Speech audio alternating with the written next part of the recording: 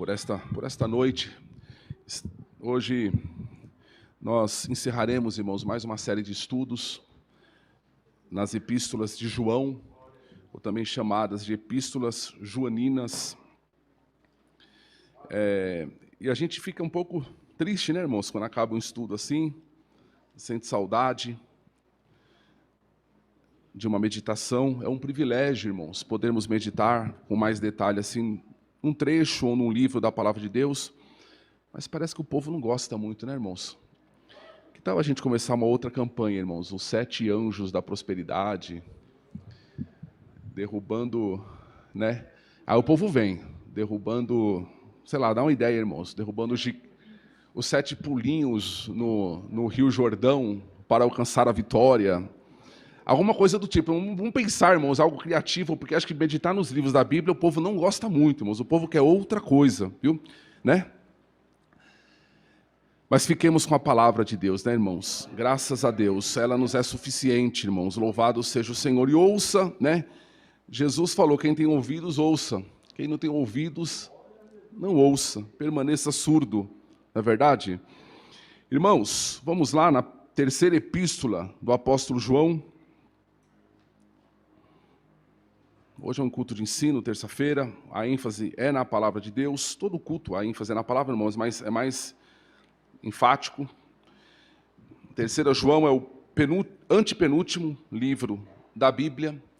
O último é Apocalipse. Antes de Apocalipse vem Judas, e antes de Judas, terceira João. E este livro, ao lado de segunda João, são os livros mais curtos do Novo Testamento. Bastou, na verdade, uma folha de papiro para o conteúdo dessa epístola. O texto diz assim: o presbítero ao amado Gaio, a quem, na verdade, eu amo. Oh, Rafa, desculpa, esqueci de falar, eu estou com a ARC hoje, irmão. Eu estou com a ARC, Almeida, Revista e Corrigida. Hoje eu mudei. Vou começar de novo. O presbítero ao amado Gaio, a quem, na verdade, eu amo. Amado, desejo que te vá bem em todas as coisas e que tenha saúde, assim como vai bem a tua alma. Porque muito me alegrei quando os irmãos vieram e testificaram da tua verdade, como tu andas na verdade. Não tenho maior gozo do que este, o de ouvir que os meus filhos andam na verdade. Amado, procedes fielmente em tudo o que fazes para com os irmãos e para com os estranhos, que em presença da igreja testificaram do teu amor, aos quais, se conduzires como é digno para com Deus, bem farás. Porque pelo seu nome com N maiúsculo, nome de Jesus, porque pelo seu nome saíram, nada tomando dos gentios. Portanto, aos tais devemos receber, para que sejamos cooperadores da verdade. Versículo 9. Tenho escrito à igreja, mas Diótrefes, que procura ter entre eles o primado, não nos recebe. Pelo que, se eu for, trarei à memória as obras que ele faz, proferindo contra nós palavras maliciosas. E não contente com isto, não recebe os irmãos, e impede os que querem recebê-lo, e os lança fora da igreja. Amado, não sigas o mal, mas o bem. Quem faz o bem é de Deus, mas quem faz o mal não tem visto a Deus. Todos dão testemunho de Demétrio, até a mesma verdade. E também nós testemunhamos, e vós bem sabeis que o nosso testemunho é verdadeiro. Tenho muito que escrever, mas não quero escrever-te com tinta e pena. Espero, porém, ver-te brevemente, e falaremos de boca a boca. Paz seja contigo. Os amigos te saúdam. Saúda os amigos pelos seus nomes. Amém. O contexto, irmãos, dessa terceira carta é o mesmo contexto da segunda carta. Final do século I, da igreja cristã, a igreja enfrentando alguns problemas com os gnósticos, alguns falsos mestres se levantando no meio do povo. Mas quando nós olhamos, irmãos, para a segunda e para a terceira carta, a gente percebe algumas importantes diferenças. Ambas as cartas tratam da hospitalidade. O que é hospitalidade? De você receber as pessoas. Mas enquanto a segunda carta fala que nós não devemos abrir as portas para os falsos mestres, para o engano, a terceira carta fala que nós devemos abrir as portas para os verdadeiros mestres. Interessante isso, né? João está dizendo o seguinte: tão ruim quanto abrir as portas para o engano é você fechar as portas para a verdade. Feche as portas para estes, mas abra as portas para aqueles. Ou seja, a vida cristã é uma vida de equilíbrio, não é verdade? Não devemos saber como agir em cada situação, em cada circunstância. Tudo isso pelo Espírito. Então há uma diferença em relação à hospitalidade. Porta aberta, porta fechada. Aqui no caso, na mensagem de hoje, é porta aberta para os verdadeiros obreiros. Outra diferença, irmãos, fundamental entre as cartas, 2ª e 3ª João, é o destinatário. Nós vimos a semana passada que quando João escreveu a segunda carta, ele escreveu para quem? A senhora, não é verdade? E nós vimos lá que a senhora que João fala era o quê? Era uma igreja local, e para os membros daquela igreja. Já na terceira carta, irmãos, João escreve para um homem, para uma pessoa, chamado Gaio. E além de Gaio, outros 2 nomes são citados, né? Aí são várias, volto a dizer, várias dicas, né? Várias opções para quem quer dar nome aos filhos. Ele fala de Gaio, ele fala de Diótrefes e ele fala de Demétrio. Então são os 3 nomes que são citados nessa epístola. Isso, irmãos, nos traz aqui um ensino importante quando a gente pensa em igreja. Um ensino importante quando a gente pensa na igreja. Por quê, irmãos? Igreja é um lugar de relacionamento com pessoas. Igreja é um lugar de relacionamento com pessoas. A igreja, irmãos, não é um local simplesmente de pensamentos, de ideias, de conceitos, de doutrinas. A igreja é um lugar de pessoas. Porque tem pessoas, irmãos, que elas até gostam de se relacionar com as ideias da igreja, mas elas não gostam de se relacionar com as pessoas da igreja. Não tem a gente assim? Cada vez mais. Por que hoje a gente tem um monte de gente desigrejada? E nessa pandemia, irmãos, esse número aí vai explodir. Porque eles até aceitam as ideias da igreja. O que eles não aceitam são as pessoas. E a Bíblia não ensina isso. O que a Bíblia ensina é que a gente se relaciona com pessoas. Pessoas que têm face, pessoas que têm nomes, pessoas que têm qualidades e que têm defeitos. João fala aqui de pessoas. Pessoas de carne e osso. O céu, irmãos, não é um lugar de ideias. O céu não é um lugar de conceitos. O céu é um lugar de pessoas. Isso mostra, irmãos, por que Jesus, ele ressuscitou em carne. Ele ressuscitou num corpo. Não é verdade? Jesus ressuscita num corpo. Quem ressuscitou não foi uma ideia, foi uma pessoa. É uma pessoa. Jesus não morreu por nossas ideias, por nossos sonhos, por nossos ideais. Jesus morreu por nossa pessoa. Lá no céu você vai entrar em pessoa, você vai entrar em espírito, alma e corpo. O teu corpo entrará no céu. Por isso que Paulo fala no arrebatamento que o corpo será transformado e os que estão mortos ressuscitarão em corpo. Porque se fosse, irmãos, veja só, não vamos entrar em detalhes aqui, mas só para nós entendermos, quem morreu hoje, irmãos, está onde? Está no paraíso. Espiritualmente no paraíso. E o corpo? O corpo está lá, no cemitério onde ela foi enterrada, no lugar, alguns estão no mares, outros, né, foram cremados, estão lá. Sabe Deus onde o pó. Mas no dia do arrebatamento, essa alma, esse espírito descerá, o corpo será transformado, terá um corpo que entrará no céu a pessoa. Não entrará no céu só a alma vai direto da onde está, do paraíso para o terceiro céu, para o céu, verdadeiramente falando. Não, ele descerá e entrará no corpo. Então, irmãos, o céu é o lugar de pessoa. Isso daqui parece tão óbvio. Isso eu sei, pastor, não é. Parece óbvio, mas não é. Pois muitos, irmãos, acham desnecessário se relacionar com pessoa. Fala, até gosto da igreja, mas dos crentes. Eu até gosto da doutrina, mas de pessoa não. A Bíblia não ensina isso. É nesse sentido, irmãos, que João vai falar o seguinte: como que você diz que ama a Deus que você não vê, se você não ama o irmão que você vê? Ele não manda amar conceitos, ele manda amar pessoas. E é difícil amar pessoa, não é verdade, irmãos? A gente tem facilidade de amar aquilo que nós não vemos. Eu crio uma igreja perfeita na minha cabeça, não é verdade?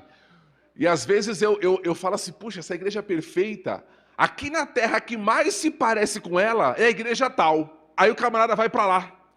Aí quando eu chego lá, fala, ixi, não tem nada a ver. Não tem nada a ver. Não, eu acho que a igreja tal, que o pastor tal fundou, essa é a que mais se parece com aquela que eu criei. Aí ele vai para lá, daqui a pouco, meu Deus, eu acho que foi eu que estraguei essa igreja, porque não tem nada a ver tão bem. A gente gosta de amar o que nós não vemos. João fala aqui de pessoas. Isso, irmãos, é tão importante para os nossos dias. Isso é um ensino, irmãos, fundamental para o cristianismo. Nós não nos relacionamos simplesmente com pensamentos, com conceitos. A gente se relaciona com pessoas. E outra característica importante, irmãos, nessa epístola, é a palavra testemunho. Testemunho. E João aqui vai falar de 3 testemunhos, porque cada um de nós tem o nosso testemunho. Irmãos, a arma mais potente que o crente tem, irmãos, para vencer, para calar o mundo, é o nosso testemunho. É o nosso testemunho. Irmãos, pode falar mal de você, pode não gostar da tua cara, mas o teu testemunho fala alto. Não é verdade? O teu testemunho, irmãos, ele é eloquente. É a arma cristã. É como a gente cala, irmãos, a voz de um mundo enganador. O que João vai mostrar aqui é o seguinte: ou o nosso testemunho é uma bênção, ou ele é uma maldição. Ou o nosso testemunho serve como cura, ou ele agrava a doença. Ou o nosso testemunho, irmãos, deve ser digno de ser imitado, ou ele deve ser totalmente rejeitado.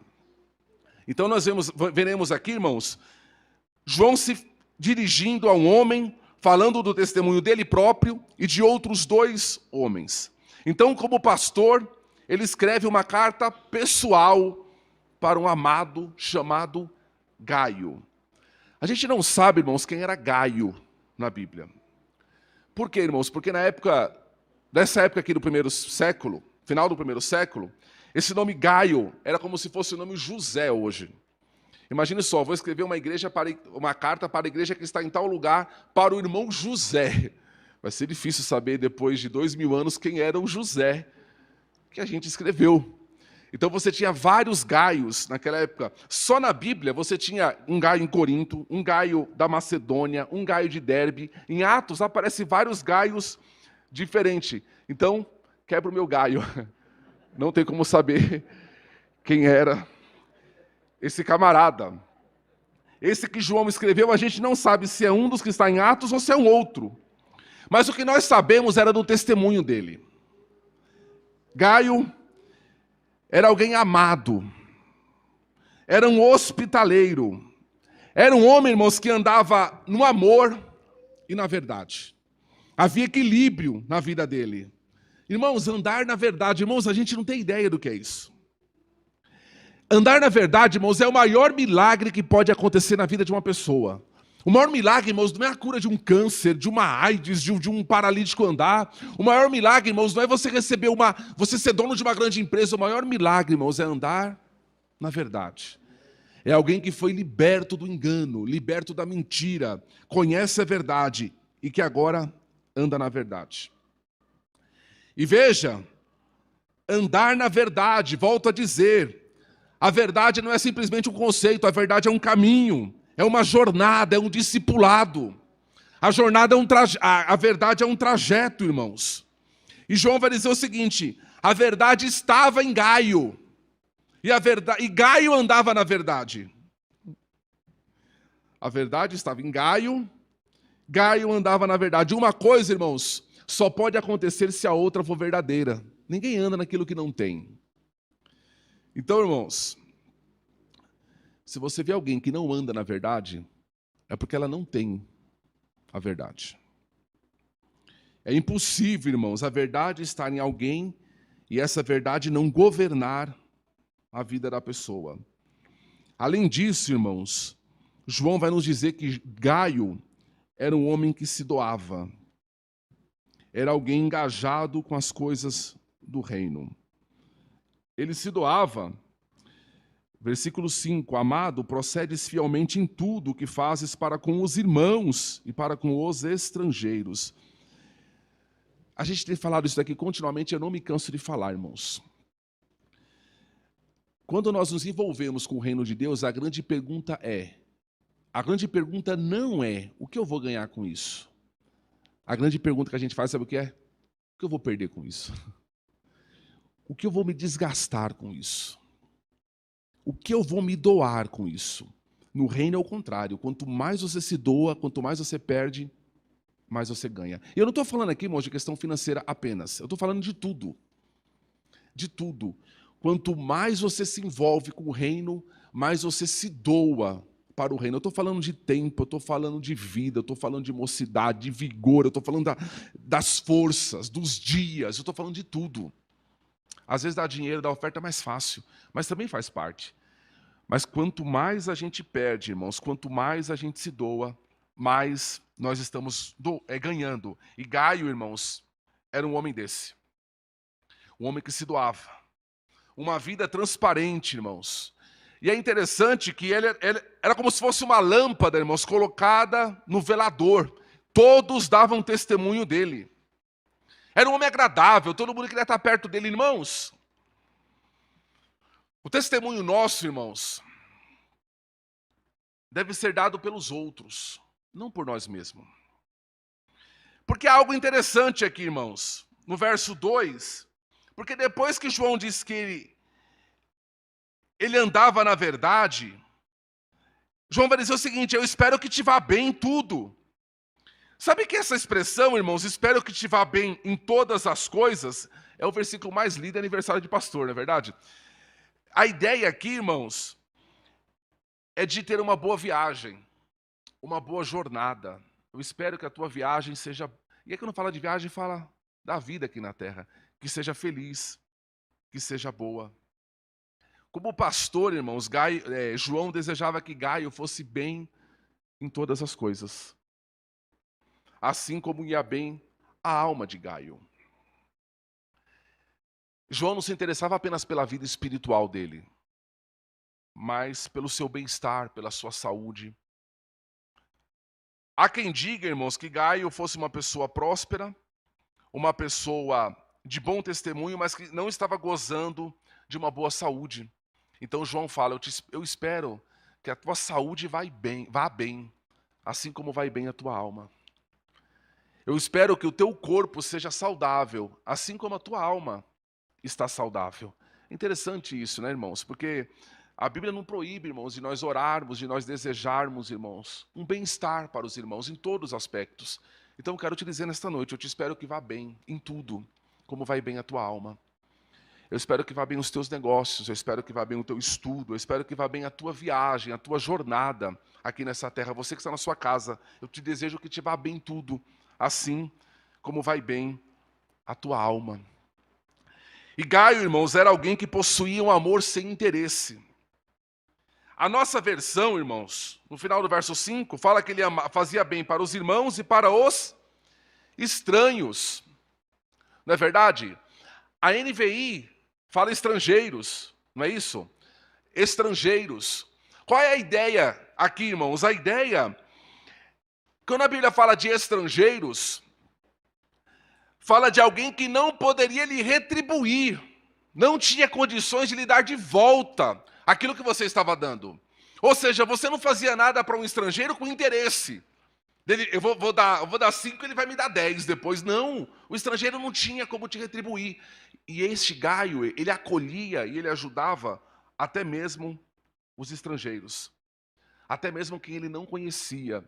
Irmãos, a gente tem que fazer o bem para todos, irmãos. Desejar o bem de todos. o que tiver. Jesus, quando chegaram para Jesus falando quem é o meu próximo, o que Jesus respondeu? É o que está mais perto. Não é o que tem a mesma fé. Não é o que pensa igual. Não é o que tem afinidade com você. Não, ele pensa igual eu, então eu vou amá-lo. Não. É o estranho. É qualquer um. Faça bem e tenha testemunho, irmãos, para com qualquer um. Sabemos que hoje, irmãos, a gente não vai ficar hospedando estranhos na nossa casa. São outros tempos, questão de segurança, não vai fazer um negócio desse. Mas também, irmãos, a gente não pode se acomodar nisso e nos isolarmos, não é verdade? E não estendermos a mão para ninguém, nos acomodarmos, irmãos, em nossa desculpa e vivermos para nós mesmos. Gaio era alguém, irmãos, que recebia os missionários, aqueles que estavam viajando entre os gentios. E que João vai dizer o seguinte, eles não cobram nada. Eles, versículo 7, saíram pelo seu nome, o nome de Jesus, nada tomando dos gentios. Ou seja, não cobravam nada, irmãos, por aquilo que estavam fazendo. Bastante semelhante com os obreiros de hoje. Não cobram nada, fazem por amor. Fazem por dedicação à verdade, irmãos, é igualzinhos de glória a Deus. Por isso, irmãos, como a igreja precisa, irmãos, de crentes como Gaio. Alguém de testemunho, alguém que anda na verdade, alguém que ama. E aí depois, irmãos, de Gaio, no versículo 7, entra a história de um segundo homem, um testemunho de um camarada chamado Diótrefes. O pastor Jonas Madureira fala que nós podemos chamá-lo de Idiótrefes. É interessante, irmãos, que a palavra idiota vem de ídios, que significa aquele que vive para si próprio. Aquele que não enxerga nada além de si próprio. Alguém que está fechado em si mesmo. Então, o Diótrefes aqui pode ser facilmente chamado de Idiótrefes. É alguém que vive para si próprio. Era o oposto de Gaio. E João vai dizer o seguinte, ele gosta do que, irmãos? Do primado. A versão que fala primazia. A outra que diz ele gosta de ser o primeiro. Ou seja, irmãos, era um camarada orgulhoso, narcisista, só via a si próprio. Era o centro, era um obreiro, irmãos, e era obreiro, era um líder, que era o centro das atenções. Volto a dizer, irmãos, que aquilo que a gente sempre fala é coisa daquela época, nós não sabemos o que é isso hoje. Ficou lá atrás, viu? Aquele camarada que se achava dono da igreja. A sua palavra, irmãos, tinha que ser lei, não podia ser questionada. Um homem, irmãos, que queria aparecer, que era o centro das atenções. Se você chegasse e falasse, não, na igreja todo mundo é igual não, porque você não me conhece. Eu? Sabe, irmãos, aquela pessoa insegura, que não confia em Deus e que precisa o tempo todo, irmãos, se impor para ter reconhecimento? Eu sou o pastor aqui. Eu que falo, e eu. Era o Diótrefes. Volto a dizer, não tem mais hoje, irmãos. Era alguém que precisava se sobressair sobre o povo. E aí, irmãos, quando você pega uma pessoa dessa, ele olhava para os demais irmãos e enxergava os demais irmãos como uma ameaça. Ixi, fulano chegou, vai querer roubar meu lugar, vai querer roubar meu prestígio, o povo vai gostar mais dele do que de mim. Ixi. Olha só, para os irmãos terem ideia, no versículo 9, João diz assim, eu tenho escrito à igreja, mas Diótrefes não nos recebe. Sabe qual é a ideia aqui, irmãos? Que João tinha escrevido uma carta para a igreja e Diótrefes não deixou a igreja tomar conhecimento da carta. Ele destruiu a carta. Ele não deixou a igreja ler a carta. A gente não sabe até hoje, irmãos, qual foi o conteúdo da carta por causa desse miserável orgulhoso. Senão a gente teria uma quarta epístola de João, quem sabe? Olha o que faz, irmãos, uma pessoa dessa. Tem hoje, irmãos. É um exemplo de amor próprio. Quando o amor próprio, irmãos, é maior do que a verdade. Irmãos, um dos piores cânceres, irmãos, que há na igreja de todos os tempos, estou falando aqui do século I, é o egocentrismo. É o homem se colocar acima da palavra, se colocar acima de Deus, se colocar acima da obra.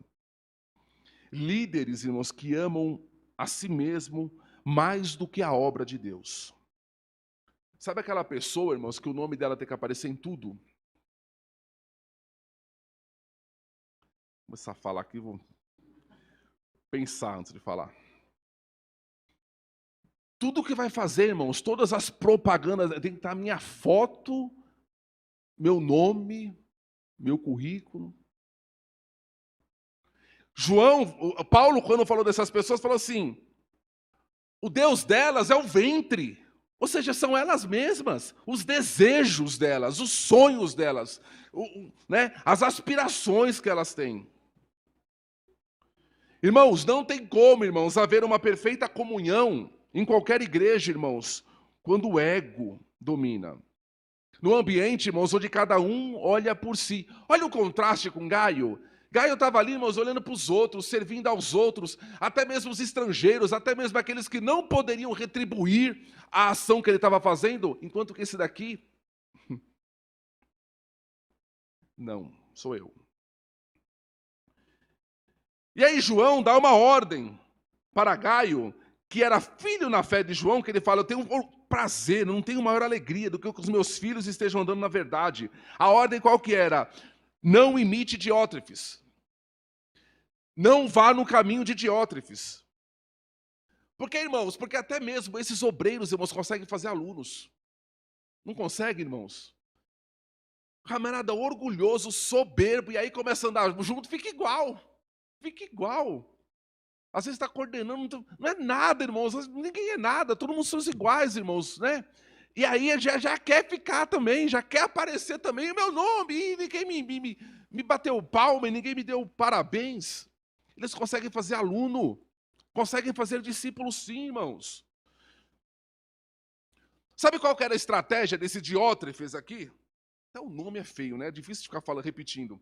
A estratégia dele, irmãos, era o seguinte: para que eu seja o primeiro, o que eu faço? Eu falo mal dos outros. Falava mal de João. Olha que miserável, que raiva, né? Falava mal de João, irmãos. Então ele buscava se sobressair, rebaixando as pessoas, soltando falsas notícias. Cuidado, irmãos, quando você ouvir notícia de alguém, sabia? Cuidado. Às vezes o problema não está nem na pessoa que está falando. Diótrefes, irmãos, era a versão de Saul do Novo Testamento. Por que era a versão de Saul? Porque Saul, irmãos, quando foi repreendido por Samuel, ao invés de ele se humilhar diante de Deus, o que ele fez? Buscou matar Davi. Como se a solução dele estivesse na morte de Davi. Se Davi não existisse, eu seria melhor. Não é verdade? Assim estava fazendo Diótrefes. João, vamos acabar com João, e João não presta, e sei lá o que ele falava de João, irmãos. Ou seja, se João for denegrido, eu vou... E ele manipulava ali os irmãos para que não recebessem João. E aí, você lembra que Saul, certa vez, irmãos, matou 85 sacerdotes de Deus. Por quê? Simplesmente porque eles receberam Davi e deram um pão para Davi e para os seus soldados. Mataram 85 sacerdotes do Senhor. Ele matou, mandou matar. Por quê, irmãos? Porque tinha recebido Davi. Como é que foi o fim dele? Era um homem que se achava a autoridade da igreja, como a igreja está nas minhas mãos. Recebia quem queria, excluía quem queria. Irmão, você já reparou uma coisa? Que o pastor não tem autoridade para receber ninguém como membro, você já viu isso? Quem recebe como membro? É o pastor? É a igreja. É a igreja. Irmãos, está aqui irmão fulano, veio da igreja tal, veio de tal lugar, os irmãos querem receber como membro, só que você vai falar: não, pastor, esse daí não. O que eu vou fazer? Você não está recebido, depois eu vou conversar com a pessoa, para não expor, né, um culto público de repente. Mas quem recebe alguém, irmãos, é a igreja. E quem exclui alguém da comunhão, irmãos? É a igreja. É a igreja. Sempre que a gente vai disciplinar uma pessoa, irmãos, a gente nunca toma a decisão sozinho. É verdade que no sistema da Assembleia de Deus, irmãos, a gente não vai fazer publicamente isso. Irmãos, o irmão fulano, tem igrejas que fazem isso publicamente, irmãos. O culto não é gravado É um culto fechado, né, que eles chamam de uma assembleia ordinária ou extraordinária, e ali é exposto, ó, o irmão fulano fez tal coisa, tal. Os irmãos concordam na disciplina de tanto tempo? Ou na exclusão, na expulsão da pessoa? Amém, é a igreja que faz. O sistema da assembleia é feito por obreiros, por um corpo de obreiros, irmãos, representando a igreja. Então, sempre que alguém é excluído ou é aceito, irmãos, é a igreja quem faz. Mas esse camarada aqui não, sou eu. A disciplina, irmãos, é um outro assunto, a gente pode fazer um estudo sobre disciplina qualquer dia, mas é uma ferramenta da igreja, não é uma ferramenta de um homem, de um obreiro. Quem eu não gosto, eu disciplino, quem eu gosto, não existe isso. E aí, para a gente concluir, irmãos, essa carta tão curta, mas você vê quantos ensinamentos tem quando a gente vai entrando, irmãos, né, no texto? Ele vai falar de Demétrio, um homem a ser imitado. Irmãos, na igreja tem aqueles que são dignos de serem imitados. E tem aqueles que nós devemos não imitar. Tem aqueles que a gente fala assim, você está vendo a vida de fulano? Faça igual e Deus será contigo. Sede meus imitadores, disse Paulo. Por quê? Porque eu sou de Cristo. Agora tem pessoas que falam assim, você está vendo fulano? Faz o contrário e Deus será contigo. Faz o oposto. Não imite. E agora João vai dizer aqui, ó, há um aí no meio de vós que é digno de ser imitado. Demétrio. Demétrio. É interessante isso, irmão, sabe por quê? A gente aprende por imitação, sabia? Não tem jeito, irmãos, a gente imita. A gente não é novo, vou ser tão criativo que eu não vou imitar ninguém, eu vou ser original. Esquece esse negócio, porque você não foi chamado para ser original, você foi chamado para ser discípulo. E discípulo é aquele que vai atrás. Não vamos chamar os irmãos para ser autêntico, ó, invente um caminho novo, faça algo que ninguém fez. O homem é tentado a isso. Mas só de você pensar em fazer isso, você já está imitando alguém. Só de você pensar em ser original e vou fazer algo, você já está imitando alguém. Nós aprendemos por imitação. Não tem jeito, irmãos. Não é assim num casamento, irmãos. Você não começa a falar de... Pega uma pessoa, irmãos, que você conheceu solteiro. Fica sem vê-la. Deixa ela casar. Veja depois de 10 anos. Fala assim, você está falando com a sua esposa. E ela é igual a você. Ficou um negócio meio estranho. Ela está com um pastor. Eu falo, irmãos, que eu congreguei tanto tempo com o pastor Veiga. Ele fala, você falou com o pastor Veiga. Você fala, você faz sem querer. Porque você aprendeu. Porque a gente aprende por imitação. Então João fala assim, ó. Pega o exemplo de Demétrio. Por quê? Porque os outros dão testemunho dele. Versículo 12, todos dão testemunho de Demétrio. A verdade dá testemunho, vamos, a verdade dá testemunho dele. A verdade dá testemunho de nós, será, irmãos? Ele anda na verdade. E João, nós também damos testemunho. Irmãos, era um tríplice testemunho. Pode pegar esse camarada, a vida dele era... Que maravilha, irmãos. Volto a dizer, olha o princípio bíblico, todos dão testemunho de Demétrio. Não te louve a tua própria boca, Provérbios 27, mas te louve o outro. Cuidado, irmãos, o testemunho não é você mesmo quem dá. A pessoa chega e fala assim, ó, com toda modéstia, já foi. Não precisa nem ouvir o resto, já pode jogar no lixo. Ó, com toda humildade, já foi, irmãos. Está louvando a si mesmo, não serve. Demétrio não, eram os outros que falavam. Demétrio. Enquanto, irmãos, Diótrefes fizeram um câncer, Demétrio era um bálsamo. Tem pessoas que são um bálsamo, não é verdade, irmãos? Que a gente olha para a vida, pessoas que fazem tanta falta, pessoas que passaram pela nossa vida que foram verdadeiros Demétrios. Isso me faz lembrar o irmão Roberto na minha vida, que faleceu. Eram pessoas que falavam, eu preciso imitar essa pessoa, eu preciso fazer igual, porque Deus é com ele. Olha as obras dele, anda na verdade, conhece a verdade, ama a verdade. E João finaliza essa carta como ele finalizou a segunda carta, demonstrando o desejo de ir pessoalmente. Tenho muito o que escrever, mas não quero fazer com papel e tinta. Eu queria falar hoje, irmãos, assim, eu tenho muito a dizer, mas eu não quero fazer via YouTube. É face a face, é contato. Não é verdade? Mas e o Covid? É face a face. Contato pessoal, irmãos, é indispensável na igreja de Deus. Mais do que instrução, mais do que conceito, mais do que doutrina. João queria ter comunhão com aqueles irmãos. Esses dias alguém citou esse versículo aqui, que como ferro afia o ferro, assim a face do irmão afia o outro, não é verdade? Não, um provérbio. Se eu estiver errando, pode corrigir, mas é mais ou menos assim. Assim como o ferro afia o ferro, um irmão afia o outro. Isso é comunhão. Os irmãos afiam a mim, eu afio o irmão vai afiando o outro, irmãos, quando a gente está andando na verdade, irmãos, e assim a gente vai crescendo. Um precisa do outro para esse crescimento. Então, irmãos, eu tinha muito para falar, mas eu não quero falar mais via YouTube. Então vamos concluir como João fez. Espero vê-los face a face.